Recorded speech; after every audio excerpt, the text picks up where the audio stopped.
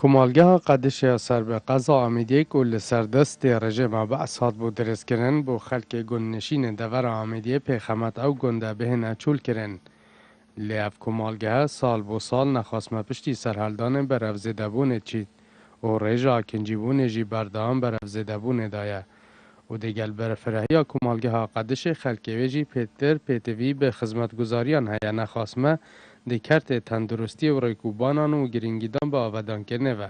خودی که مو کوسید ما تصونی ما وکی امو تشتاقي بسيط ما حديقات فيتن بو بتشيكو وكي ملعب هندا الريق ما يتهين ريق ما صابانا كرينا فرعد ما عندك شي كرينا كي مكوسيت وصويت هين خدمتگزاری یا ایکه و هم داخواست جهت پیوندی دارد کن مستشفى ما بيدفي إشاعية حتى في قويش منينا نظنم سوزا كود قال ما قوتي عم تشوفرينا دخوزش حكومات خود كين بما في سوزي جيبا جيبكات سوزو دويجي أو هم دخوزش حكومات كين حتى في قوي هم بيدفي دائرة أطفاينا مختار کمالگاه قدش جی دیار کرد که حکومت هرما کردستان بشک جه خدمت گذاری دوان بو دابین کرینه لی اف خدمت گذاریه لدیف خواستا حوالاتیان نبویه وای کمالگاه قدش خود اصلا به حکمتی چی نکریه یکی بس محتاجي قلعي تشتونه اولا محتاجي كوان سلفو دست بيبكنه با يو دوی اول چند ساله قلعي خاني و قلعي عرضي تهين لوي كمالگاه دو پیوستن بو طوپو کرنه حتی نو که مثلا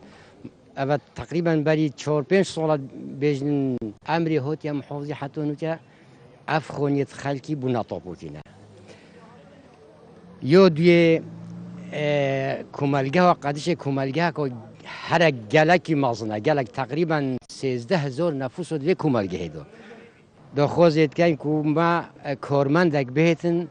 اوه اشاعب مبدت شولی ویره هیویان که اوه کمالگاه که حکومت هرما کردستان دوباره دست به دابشکنا پیشینه خانوبران بکته و چونکه آواهی این زربه حوالاتیان به نیورو ماینه جبرندانا پیشینا خانوبران هر واسا گرینگی به کرت تندرستی بهتدان و نوشدار تایبدمن و دهان بشدنی لنخوشخان قدش بهتوه کرن چونکه رجا کنجی زورتر جوه خدمت گذاری تندرستی آنها و چاره سری ریکابان هم بهته کرن چونکه اف کمالگه دکویت نوبر پارزگه ها دو که و قضا آمیدیه و ریکا سرکی سرجم خلک قضا آمیدیه